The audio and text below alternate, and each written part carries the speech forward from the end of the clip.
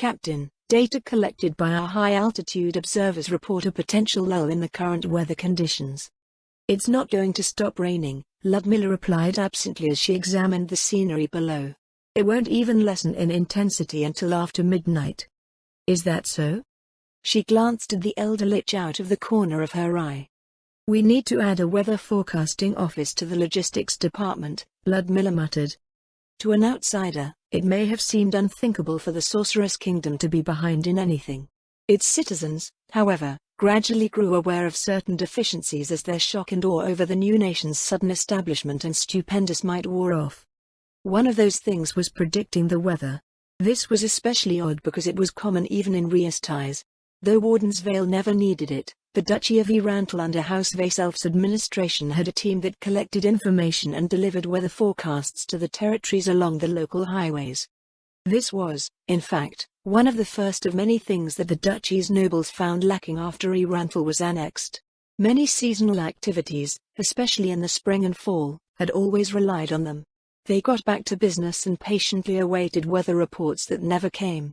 It was such a simple thing, yet they didn't have it. If anything, it was a bit backwards. Rangers could sense what the weather would be like in the immediate region around them, and most, including herself, could see things about a half-day ahead. Druids were much better at it, capable of sensing the weather in a wider area and anywhere between a few days to a few weeks in advance, depending on their proficiency. That didn't seem to apply to the rangers and druids that came with the Sorcerer King, however. A few weeks before their trip to Facet County, Ludmilla formally introduced Lord Mayor to Clara. With the lack of forecasting still a problem, Clara asked him about the weather so she could plan her construction projects accordingly. In response, he said sunny? And then he waved his big staff in front of them. It stayed sunny for the next 2 weeks. Ludmilla supposed that there was no need for weather forecasting if one could just control the weather, but campaigns abroad wouldn't necessarily have that luxury. There was also only so much weather control could do, as it required periodic maintenance that effectively became more time and mana intensive the larger the area that had to be covered. In the end, the situation, if one could call it that, didn't improve until after the mystics of the various demi-human tribes that came under the Sorcerer King's rule entered the picture. The hours passed and the rain continued unabated. Below, the beastman forces gathered at Corin on the lake continued to grow. Estimates placed the total number of beastmen at 150,000, with 2/3 from the warrior clans. The area inside of the city's walls filled within half a day of the first forces withdrawing from the undead advance arriving. Now, more beastmen were camped outside of the city than inside of it. The disposition of the enemy forces has strayed far from the General Staff's opening predictions. It makes sense to me, Ludmilla said. The leaders of the beastman forces are making the correct decisions based on what they probably know. I can't say that I would do the same thing as them, but their actions are in line with the natural tendencies of strong predatory demi-humans. Which scenario is likely? Psycho asked. Scenario C, Ludmilla answered, or close enough to it. There were 3 broad scenarios laid out by the Royal Army's General Staff. Scenario A proposed that the enemy should cower before the might of the Sorcerer King's Royal Army for an appropriate length of time before breaking and fleeing through the corridor so graciously created to the southeast of the city. Or perhaps the beastmen would be so awed by the Royal Army's superior existence that they submitted themselves to be ruled by His Majesty the Sorcerer King. This scenario was concocted by the Grand Marshal's insectoid lieutenants, and they considered it the right and proper course of action. No one else on the General Staff believed that it would happen, but it was just a scenario so there was little point in trying to challenge it.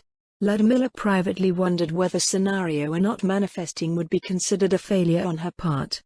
Scenario B was very much human, with the beastmen assuming a defensive posture. They would take advantage of their superior position and conservatively strike at the undead forces when low-risk opportunities presented themselves. The scenario was presented by the goblin strategist, which seemed strange unless one recognized that goblins were very much like humans in the sense that they were weak and tended to leverage numbers and various external advantages to fight on even terms with their much stronger competitors. The scenario was criticized from multiple angles. Gunnar and the other frost giants considered it cowardly. Lord Cocytus' lieutenants scoffed at the notion and, paraphrased, asserted that it was useless to resist and they may as well just kill themselves to save everyone's time. Ludmilla noted that it may have been a valid strategy against living armies, but it was common knowledge that the undead did not have the same logistical limitations.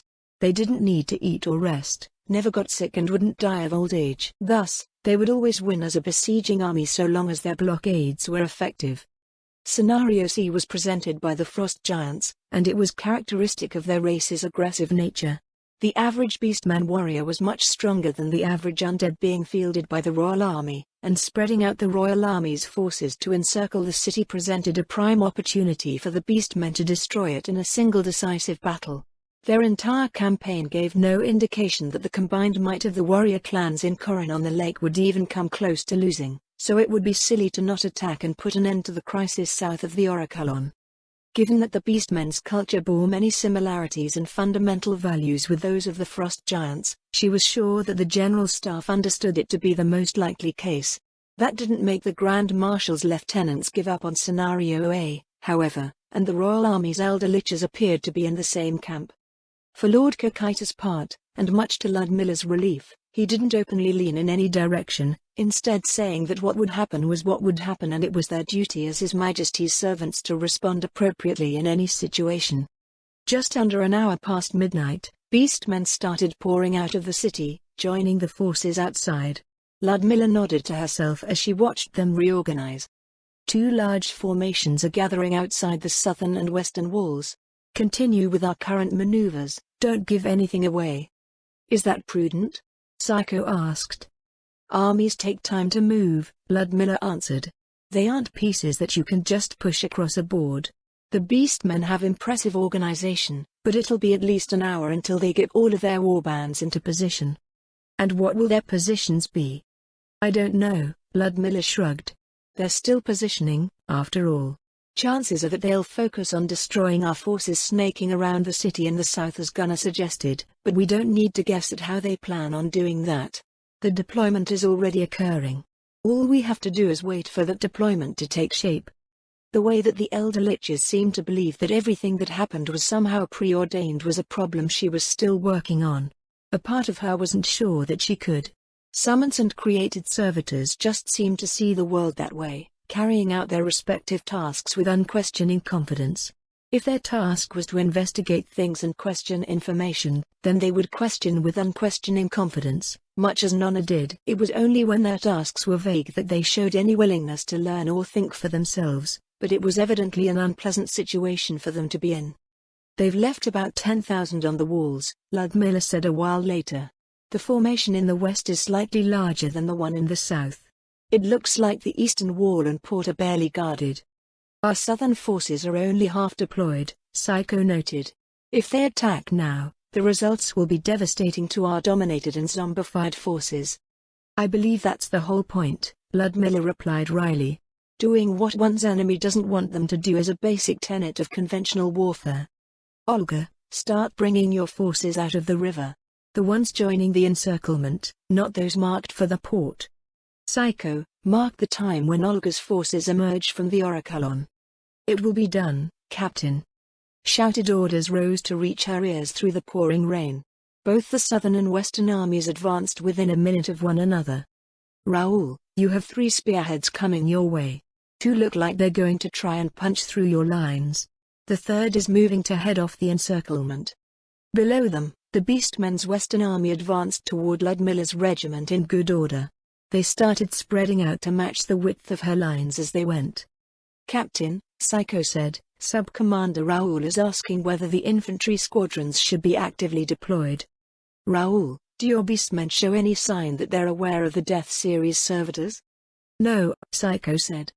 Then you should use that to your advantage. I'll let you figure that part out on your own. Since neither Olga nor Raoul demonstrated a commander's ability to communicate over long distances yet, they had come up with an awkward sort of communication loop. She would speak to Raoul directly, and then Raoul's reply would be relayed via his elder lich adjutant through Psycho. The ability was certainly one thing she would set as a requirement the next time she took apprentices to a theater. Far to the southeast, the first Beastman spearhead made contact with the still in transit undead lines. It took less than a minute for them to punch through to the other side. The second formation did so just as quickly, while the third smashed straight into the head of the undead column and stayed there. Ludmilla winced internally. Just from that clash alone, thousands of undead had probably been destroyed. This far east up the Orichalon reach, dominated reinforcements from Katza would take upward to 4 days to reach them. 5, including the time it took for the freed-up Elder Lich controllers to fly back. They could stop for a day or so to digest the overrun city and its surroundings, but some improvisation would be required once they resumed their advance. Ideally, the beastmen gathering at Eastwatch would be focused on the forces north of the Orichalon, which were still running at full strength. The first 2 spearheads wheeled around in a counterclockwise direction, charging into the sections that had been cut from the main body. When they reached the undead this time, however, they stopped. The beastmen were halted on the return charge, she said. Was that Raoul's doing? Yes, Psycho answered. The sub-commander has chosen to keep the beastmen on the outside of the encirclement. Well, that must feel awkward, at least. Has the sub-commander committed an error? That's difficult to say, Ludmilla said. We're supposed to be funneling the beastmen east, but, if they break right now, they'll go in every direction. Rationally, they'll retreat east anyway since they should believe that more undead are coming from the west, but things can get confusing and irrational in war.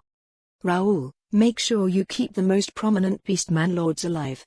You may take a beating in the process, but it's better than having the beastmen lose their morale effects and scatter to the winds.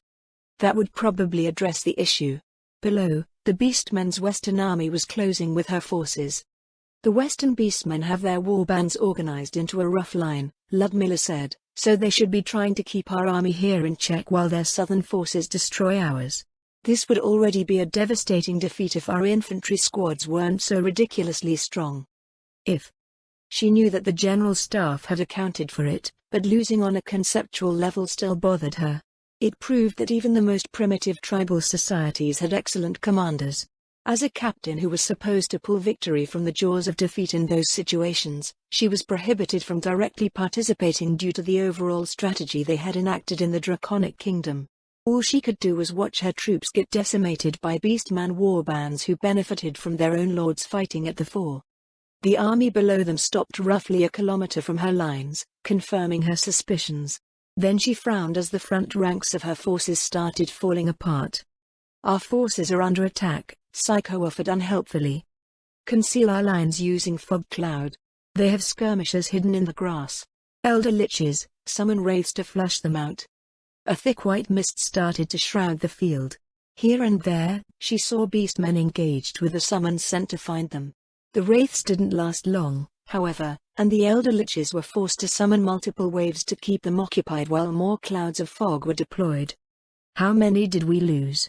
Ludmilla asked. Approximately 3,000 low-level undead, Psycho answered. Ludmilla sighed. In hindsight, she should have ordered screens summoned in advance to help prevent losses.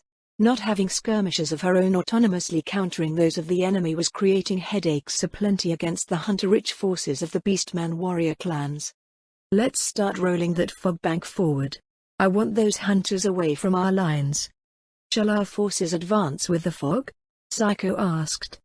She looked to the southeast toward Raoul's forces, trying to make sense of what she saw. In a word, the battle had devolved into a brawl, forcefully arranged through the sheer mass of bodies rather than any attempts at maintaining formations. Raoul, how are you doing out there? 90% of our southern wing has been lost, Psycho told her. Any attempt at containment has been lost along with it, but the beastmen appear to be staying to fight the infantry squads. Are the infantry squads still intact? They are holding. Sub-Commander Raoul is attempting to replenish his wing with zombified beastmen, but they are being destroyed the moment that they are raised. Ludmilla frowned at the report. How could that be happening? Are the Death Knights being ordered to use their area taunts? Yes. The skill appears to be ineffective against these beastmen. Was it some berserk state that nullified taunt attempts? The Adventurer Guild had faced several such opponents during training, but she couldn't recall anything like that happening on the field. Raoul, try and figure out what's interfering with the Death Knight's taunts. That may be a big problem going forward. If the infantry squads look like they're in trouble, don't be greedy and eliminate the problem as quickly as possible. She looked back to her portion of the battlefield again. Advance at half step. Let's see if we can't catch any hunters lost in the mist. Ludmilla watched as the beastmen lines matched the pace of the advancing fog. As simple as it looked, doing so while maintaining their unified formation was an impressive feat. Once again, she thought about how these beastmen appeared to be little more than a primitive tribal society. If that were the case, how did the more advanced nations of the world conduct war? As benign as the sorceress kingdom's approach to the region was, it seemed inevitable that the universally strong cultural perceptions of the undead would lead to at least a few arbitrary conflicts. She couldn't even imagine what they would face. "Captain," Psycho said, "Sub-Commander Olga reports that the defenders within the city are repositioning in response to her force's appearance. They have also increased security in the port. This commander really leaves no openings. At least none that his forces can discern." "How long has it been since Olga's forces surfaced?" Ludmilla asked. 38 minutes, 17 seconds, Psycho answered. It looked like the beastmen were remaining calm despite also meeting unexpected issues in the south. At this rate, there wouldn't be much of a flight from the city. "Olga, commence your assault on the port. Remember, our objective is mass panic, not widespread slaughter." A drizzle replaced the rain as Ludmilla awaited signs of Olga's amphibious assault. Her gaze went to the western gatehouse as soon as a point of light appeared atop it. A torch was being waved from side to side by a solitary beastman. She scanned the southern gatehouse, then the southern battlefield. "Raoul, have the beastmen on your end attempted to withdraw yet?" "No," Psycho said. "Then it looks like the Lord conducting the city's defense is somewhere in the Western Army," she said. "Dispatch wraiths and try to locate them. Start raining undead beasts on their formation. Mark any lords attempting to restore order in response."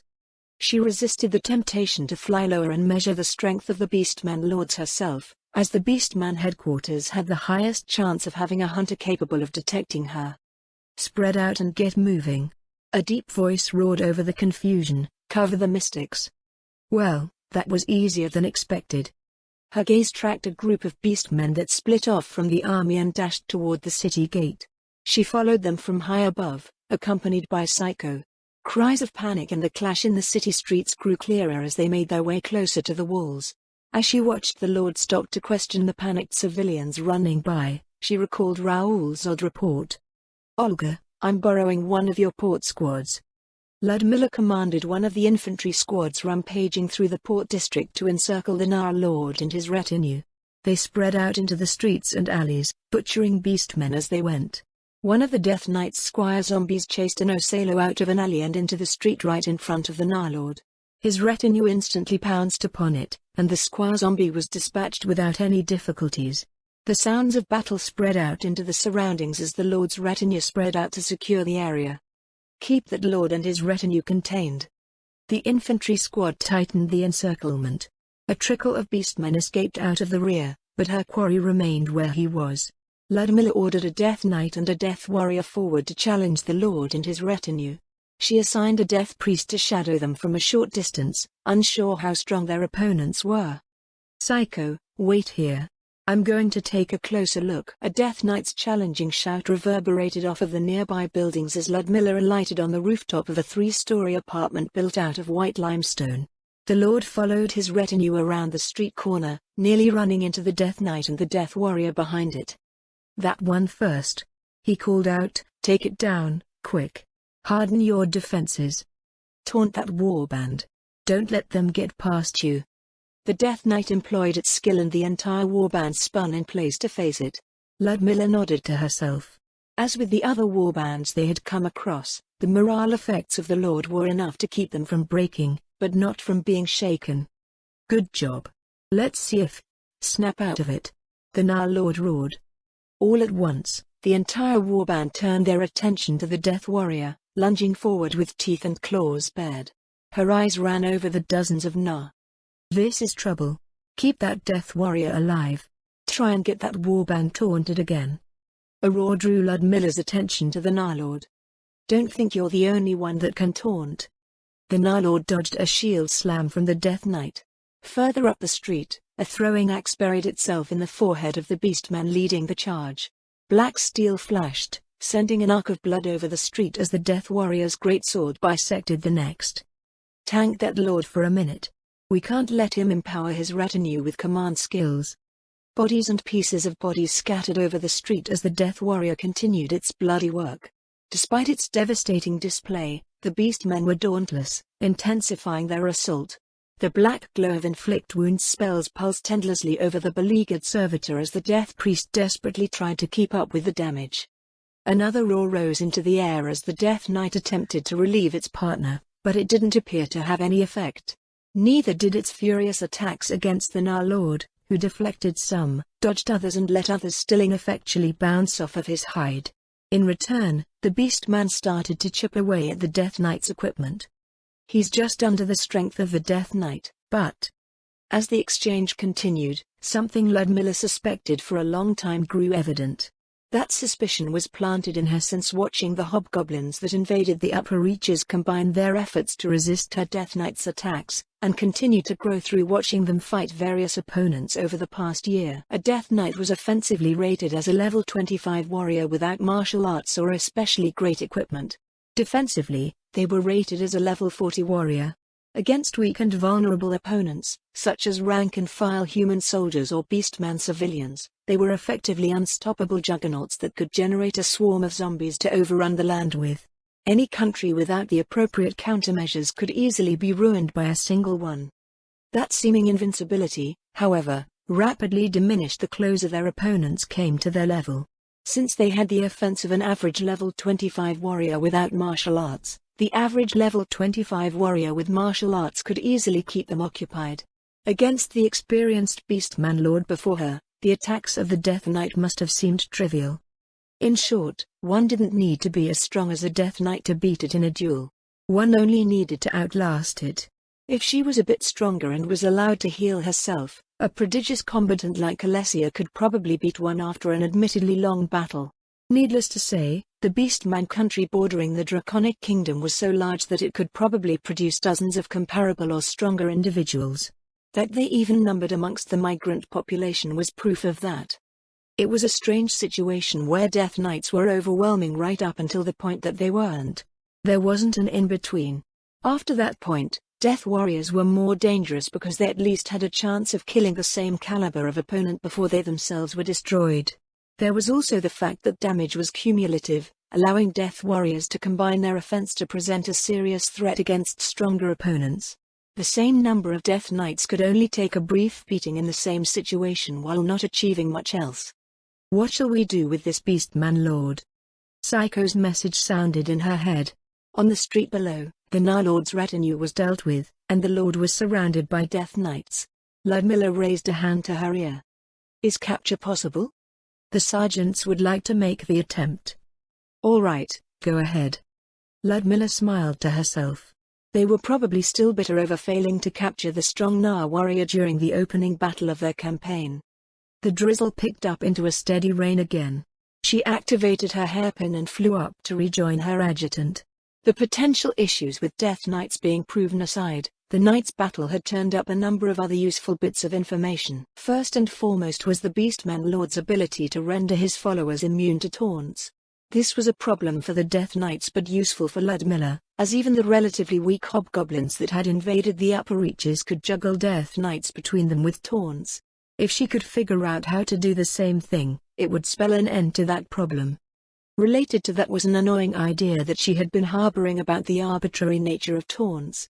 She postulated that, at some point, battles between professional armies simply devolved into warriors taunting one another and then smashing their faces together until one side fell over. After seeing the Lord nullify the effects of the Death Knight's taunt skill, that notion quickly, and thankfully, fell apart. Secondly was an issue for captains in particular, which was that they themselves could be taunted. Whatever it was they did that broke their subordinates out of the effect did not work on themselves. As such, they were compelled to only show direct aggression toward their taunter, which meant that they couldn't issue commands unless they were directed against that individual. The Lord probably wasn't even aware that his retinue had been destroyed until it was too late. Perhaps a commander could come over and break their captains free, but exposing a commander by bringing them to the front felt like a risky move. As usual, more knowledge brought more questions and, of course, more problems. This one was a double bind, and she would have to figure out a solution before it became commonplace. The Nilord was subdued and dragged into a nearby building, where he was whisked away via gate. Once that happened, the savage ferocity of the warrior clans faltered and they prudently decided to flee through the royal army's sort of intact encirclement. By morning, the beastmen were gone from the city and its surroundings. Olga returned to her side of the river, and a grouchy Raoul resumed his sweep of the southern Orakelon reach, hoping to replenish the bulk of his forces. As the grey of the dawn crept out of the mountains in the east, Ludmilla turned to Psycho atop Corin on the lake's central keep. "Contact Countess Corin," she said. "This city is ours." "Do you smell anything?" "No. I think I smell something." "Do you want to smell something?" Leanne was pretty sure it smelled like something. After reading the reports, she figured it had to. A mere day had passed since Clara had received word of Corin on the lake's liberation. Now, their barge was sidling up to one of the city's piers. Queen Auricula's court immediately made preparations to transfer the government and start sorting out the surrounding provinces. At first seemingly sluggish and ridden with deliberations, the nobles of the Draconic Kingdom now processed information and acted upon it with startling efficiency and speed. As she watched the ministers and their aides prepare to disembark, Leanne wondered what sort of weird magic Queen Auricula's had worked over them. It would be great if she could do it, too. Double time. Get to your stations and secure the surroundings. On the pier next to them, one of the companies from Hyfort disembarked and marched out into the city. They were followed by another company, and then another. If configured properly, the Sorceress Kingdom's barges could ferry a lot of passengers. All along the wharf, other vessels were disgorging their passengers and contents. In the first wave alone, 10,000 relief workers and everything required to support their operations arrived from downriver to help with the situation in the countryside, and there would be 40,000 more by the evening. Even more would be coming in from the other parts of the country over the next few days. They spread out across the wharf, and soon the recently reconquered city looked like its original population had never left it in the first place. Water transportation was really something. And the Draconic Kingdom was scary. If one related what was happening before them to a high noble from the north or even a general of the Imperial Army, they would laugh and say that such feats of mass mobilization were absolutely impossible. Yet, the Draconic Kingdom could do it. They did it so smoothly that they may as well have been doing it for their entire lives. Then again, they had been doing it for generations. Once the court enacted something, the expected bureaucratic quagmire didn't follow. Orders were filled before they were even sent out, and it wasn't a surprise to anyone but Leanne and her friends. Officials didn't go to workshops and warehouses with government orders, they came with enough wagons to take those orders away. Because they knew that it would be ready. Because the people knew what needed to be done without needing to be told. Because they had done it all before. People didn't wait to be called. They came out on their own dressed for work with tools in their belts, offering the skills that they understood would be in demand. Childcare was provided for every family and no one was left to languish alone with their ailments. Even those laid low by their ordeals under the beastmen seemed to fight for every bit of their recovery, chomping at the bit to get in on the action. A sense of unified purpose filled the steps of every man, woman, and child. An atmosphere of satisfaction suffused the surroundings as the people worked together to restart the gears of industry and breathe life back into their lands. All of the little inefficiencies that one might expect out of people and their network of interdependencies were next to non-existent. Things that Leanne predicted would take 2 weeks often only took 2 days. Sometimes, not even a day. She never knew that humans were capable of such feats. Rather than the scenes of a people long harried and exhausted, struggling to rebuild their ruined lives, she was instead witnessing a juggernaut come to life, and it filled her with both awe and fear. If this was what their long relationship with the beastmen had created, then what would happen now that the beastmen were no longer a problem? What she had at first thought were baseless arrogance and foolish pride when their delegation's economic proposals were first rejected no longer seemed that way. "The spring that comes after the winter," Florine murmured. "I thought I understood what they meant when they first said that, but now I know I had no idea." "You mean the best times thing?" Leanne said. "That might be true, but it still doesn't explain all this." She gestured to the flowing crowd on the wharf. "Humans they might be, but they could put even ants to shame. Because the greatest things in life are what one builds together with others." Countess Wagner, Queen Auricula's youthful voice came from behind them. "It is a simple truth that is all too easily forgotten, lost when one becomes isolated or too self-serving. And when that truth is lost, all manner of problems arise as people try to replace it with other things. Those problems are common in northern aristocrats, as you may know. What sort of problems, Your Majesty? Leanne asked. How does one say this? The Queen's slender finger tapped lightly on her chin, placing importance on things that aren't actually important. Empty notions of honor. Misconstrued scales of prestige. The pointless pursuit of wealth and unbridled economic growth. In all of our years, every member of every diplomatic delegation from the north has brought these problems along with them. It is amusing, in a way, but my nobles experience no end to confusion when the symptoms of those problems surface in their interactions with foreigners. Isn't it normal for anyone to have at least a few angles? Of course, Queen Auriculus replied, but there is such a thing as too much. And, to those people, it has become all that matters. Evidently, it is sufficient to survive on, but it is far from what is required to live. She felt a touch on her wrist just before Florine took her hand in her own. Wagner understands this well enough, Your Majesty, Florine smiled. Well, it's better to say that she does things that demonstrate that understanding without knowing that she understands. So we've noticed, Queen Auriculus smiled back. The four of you wield power that even kings and queens would envy. Since you are seeing success here, we can only imagine that that power will grow. With that power, however, will come problems that even kings and queens would find daunting. It would be nice if you don't let either consume you. Always remembering that simple truth will go a long way toward that. Thank you for your advice, Your Majesty. A metallic bang sounded as the barge's ramp was extended to the stone wharf. 24 courtiers assembled on the deck. Clara came around with Prime Minister Yostin, chatting amicably with the shorter woman. Countess Corin, Queen Auriculus said, how fare things in the countryside? The beastmen are in full flight further east, Your Majesty, Clara replied. Our follow-up forces are cleaning up those that are falling behind. The cavalry squadrons have extended their patrols out to the end of the lake on either side, so there should be no problems with civilian traffic so long as they respect the boundaries of the safe areas we've cleared. As for the people, it should be as the army's reports have described.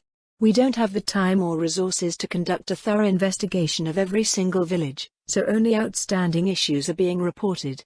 The rest will be in the hands of the relief workers being deployed to the surrounding provinces. The Queen nodded. What of the beastmen in the southern provinces? Captain Zaradnik should be conferring with Marshal Saul Kanyan in Forja Bay this morning, Clara replied. So far, our patrols along the southern foothills have encountered no beastmen. It's the deluge, after all, Queen Auriculus said. Unless they receive word to mobilize, the beastmen should be sitting snug and dry wherever they are. Booted steps came up the ramp, culminating in the appearance of Marshal Zulu. The tall, dark-haired man was dressed as a soldier, though efforts had been made by someone to distinguish him from the rest. Going by how fancy it looked, it wasn't his doing. Your Majesty, he lowered his head, the route has been secured to Castle Corin. How does it look in there? Empty, but it's going to smell like beastmen for the next little while. The whole city is. On that note, Your Majesty, Florine said. Wagner and I should get going. Are you sure about going without an escort? Queen Auriculus asked. Our current security measures are satisfactory, Florine answered. Is that so? Well, please do enjoy yourselves. It would also please us if you join us for lunch in the castle. It would be our pleasure. Thank you for the invitation, Your Majesty. With that, Florine walked off with Leanne firmly in hand. Leanne tested her grip with a few experimental tugs. Why are we doing this again? She asked. Because this is the first city that the beastmen have actually inhabited, Florine answered. I want to see what it's like before they change things back to the way they were before. They made their way past the warehouses and offices of the harbor district along a canal that led further into the city. Like the other urban centers that they had visited in the Draconic Kingdom, Corin on the lake displayed the same styles of architecture as Orichalon. The way that the city was designed, however, was entirely different. This was especially odd since a capital was usually imitated by the other urban centers in a country.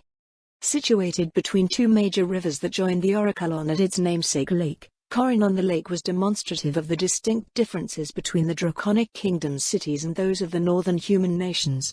The exotic architecture of the Draconic Kingdom was far from the cause. It was more a matter of its character. In terms of land area, the city was 6 times the size of Iranthal, making it roughly the same size as our winter. However, according to the Draconic Kingdom's census records, Corin on the Lake only had half the population of the imperial capital. Furthermore, while nearly half of our winter was dominated by its first-class district filled with government buildings, high-class estates and expansive gardens, the administrative core of Corin on the Lake was restricted to a small area around the city's citadel. There were no aristocratic estates, only high-class apartments in close proximity to the government offices. Combined with the castle, they only took up about a tenth of the city's total area. As a result, there was far more space for the citizens. Wide streets and plazas shaded by trees and greenery abounded. Flowing water featured heavily in the city's design. The canal that they were following created a keyhole-shaped waterway inside the city, forming a moat around Castle Corin and providing convenient lake access for the entire population. Perhaps the weirdest thing of all was that the city had no discernible slum or pauper's quarter. Every part of the city was nice, clean and shiny. They were serviced by the same variety of shops, industries and amenities and enjoyed the universally exceptional infrastructure of the Draconic Kingdom. Rather than Orichalon, Florine and Ludmilla felt that Corin on the Lake and its sister cities around the country were the true representation of the Draconic Kingdom. The capital was merely a show put on for visitors from nearby human countries, one meant to comfort foreign dignitaries with their familiarity. Or maybe it was to keep them from realizing how luxurious living in the Draconic Kingdom was compared to their home countries. Not that it was the wrong move. Foreign observers used all of the things that Corin on the Lake had in spades as a metric for how well a country was doing. It would be difficult to ask for help when everything about your country was so damn idyllic. "Oh, it's only like this when we're not being eaten by beastmen," probably wouldn't carry any sympathy.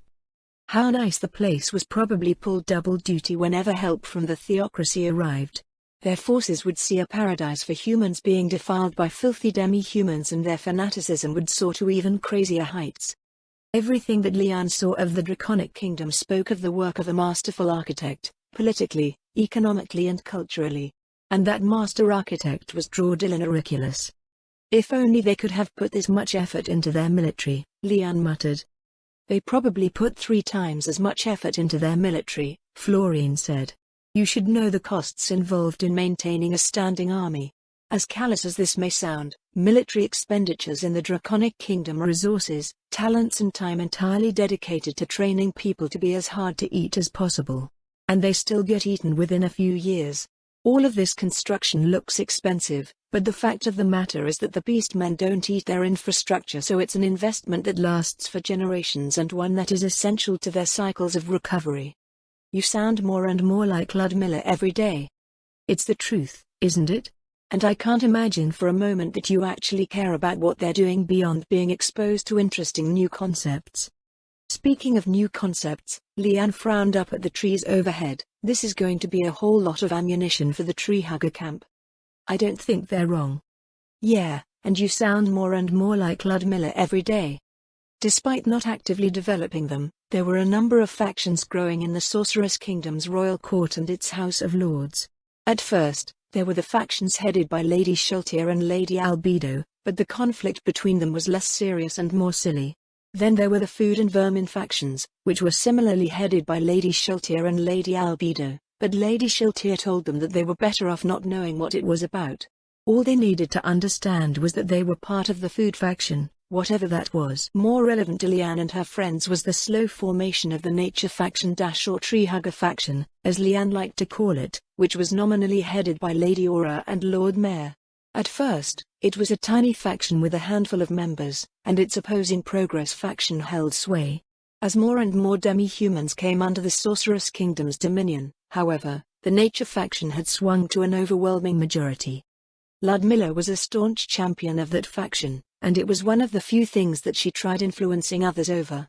The thinking shared by the members of that faction was the reason why Clara and Leanne's new urban developments had so many trees, open spaces, fountains and flowing water in them. If Leanne were to be perfectly honest with herself, incorporating those elements was a nice touch. Luxurious, even. But it was also wasteful and expensive. Just like how foreign dignitaries gauged the situation of a country by examining indicators like infrastructure, so, too did people in general. Nobles, especially, were sensitive to them. A minor noble who had a large village with an inn, brewery, and a few shops was a damn proud noble. And rightfully so. A prosperous village meant that they were doing their job well, which in turn indicated that they had a prosperous domain. Their people were happy, they were happy, and their liege was happy. Or at least the average person wasn't suffering and prospects for development weren't utterly abysmal. This thinking, of course, went up the scale. A high noble wanted a prosperous town. A great noble wanted a prosperous city. Their people wanted to see the same thing because it represented opportunities for themselves and their families. Ludmilla also desired a prosperous domain, but the way she saw things and what she considered ideal was very different from the average noble or even the average person. Economic realities tended to dictate the design of human urban centers. A city block was jam-packed with apartments and workshops in an attempt to fit the most people and industry into the least space, minimizing the cost of building materials and maintenance while optimizing land utilization and maximizing rent. Every square meter not being put to productive use was that much less being put toward further development. Planting a tree meant 8 fewer apartment suites. A small plaza took up the space of 10 workshops. Having space meant using more space that could have been used for something else, fewer people paying for more infrastructure, and lower population densities to drive commerce with. There was an opportunity cost to everything, and thus people recognized certain patterns in development that indicated how well managed and prosperous any given place was. That was why any rural tenant got all starry-eyed when they saw the big city or even just the local town. When most people looked at a bustling metropolis like Winter, they saw the might, wealth and power of the Baharuth Empire. Ludmilla, however, saw an abhorrent scar upon the land. A dehumanizing place where 90% of the population was stored in the most cost-effective manner possible when they weren't being exploited to drive the wheels of imperial progress. The closest thing to the ideal pattern of development for the nature faction was Ludmilla's domain, which was currently slated for less than 0.1% urban development, 2% agricultural development, and the rest was either managed natural area or left completely wild. When Ludmilla described what her urban development would ultimately look like, Leanne figured it may as well have been lumped into the managed natural area category. Now, with the Draconic Kingdom providing a working example of low-density urbanization employed on a countrywide scale, Ludmilla was bound to press the case of the nature faction even more strongly. Meanwhile, the other nobles of the Sorceress Kingdom, who had already reached the limits of what land they had, could only look at the vast stretch of nothingness in the southwest in envy and confusion. They crossed over a stone bridge flanked by statues and magical lampposts. Leanne examined the fine carvings as they walked by each of them, and then something odd about their surroundings occurred to her. Ludmilla didn't order the army to clean this place up before leaving, right? Except for the body-snatching part. That's right, Florian said. Why do you ask? If that's the case, Leanne said, why is it so clean? Barring the bloodstains, I mean. Florian frowned at her question, then went over to open the door to a nearby home. It smelled like dog, but the interior was spotless. Maybe I should rewrite those parts in the next volume of Dreams of Red, she said. What parts? The one describing the conquered cities of the West. It's probably not realistic. I don't follow. Florian walked into the building, turning with a gesture of her hand to the living room around her. These people migrated here, she said. It was their home. Of course they would try and take good care of it. Cities would take damage in a siege or when they're being stormed, but would the conquerors just leave it ruined if they intended to stay? This isn't the first example we've been exposed to, either. The first thing Lady Albedo did when Erantal was annexed was clean it up. She even had the Pauper's Quarter torn down and replaced. I guess that makes sense, Leanne wiped a windowsill with a finger. But I don't think the average human would keep it this clean. Our maids would have zero work to do here. Maybe they're naturally that clean? They have keener senses, after all. Or maybe there's a reason why their maintenance is so fastidious. We'd have to know more about the place they came from. They left the house and continued their investigation of the city. Florian stopped every few buildings to look inside, examining their contents in the hope she would gain some insight into the Draconic Kingdom's longtime nemesis. Oh yeah, Leanne said, did you see that Ludmilla nabbed another beastman lord? I did. The Royal Army's Intelligence Division took him away, though. I hope I get the chance to speak with them. Aren't you a part of the intelligence division? I do work for the Ministry of Foreign Affairs. Florine shot her a look. So you're a spy? A diplomat? Same difference, Leanne grinned. What you're doing right now is basically spying. And you won't even talk about what you do for Lord Demiurge. That's not suspicious at all. It's just foreign affairs stuff. I know you'd think it's boring, so there's no point in going over it. There probably wasn't. Florine spoke at length about ogre rites of adulthood and its fascinating implications once, and Leanne fell asleep about 2 minutes in. Their wanderings took them to the city's western wall and then wound back and forth along it until noon approached.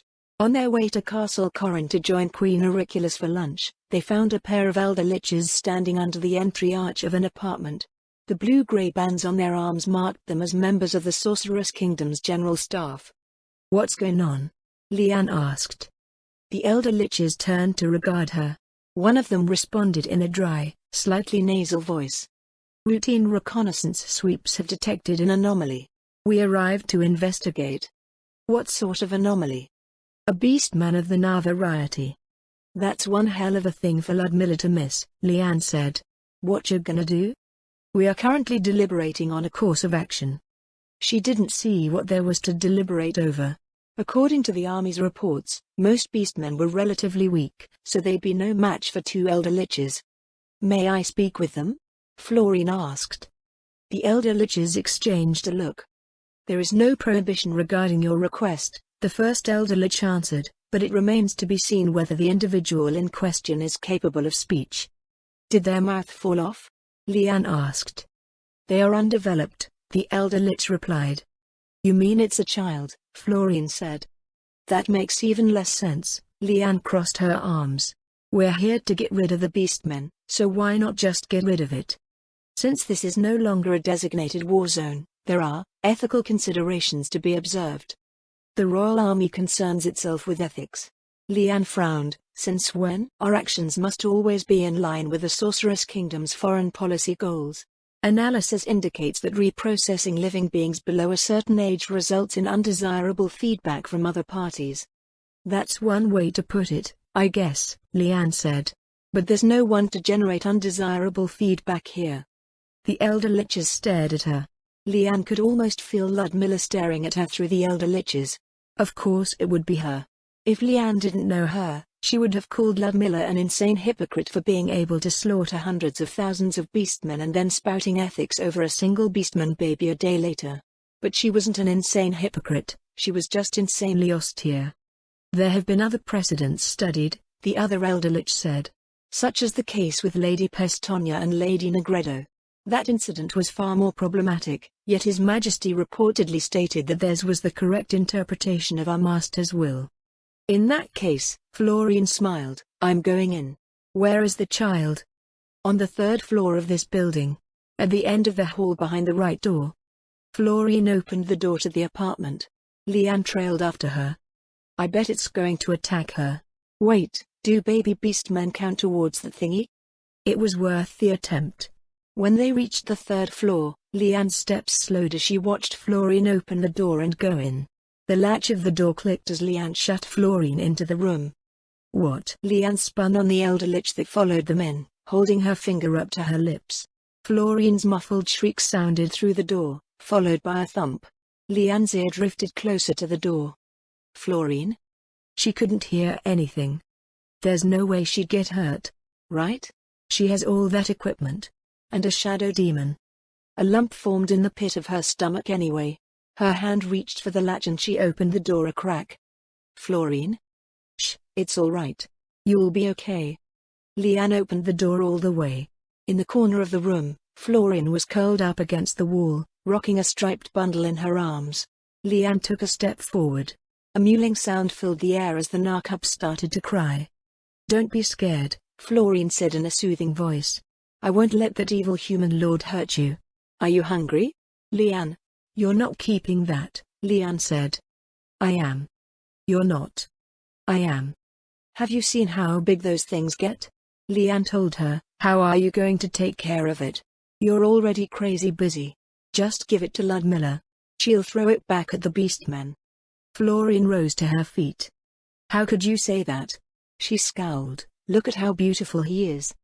Her friend held the Narcub between them. The Narcub swatted Lian in the face. Yeah, sure, Lian said. I can already picture him hunting goblins in Irantal. We can send him to the demi-human quarter. Florine pulled the cub back to her breast with a nod. That's an excellent idea, Lian. No, it's not. I meant the orphanage. It's in the demi-human quarter. Florine resumed rocking the Narcub back and forth with a sad smile. There has already been so much death, she said. Lady Pestonia and Lady Negredo should know that their goodness continues to save lives, even if it's just one.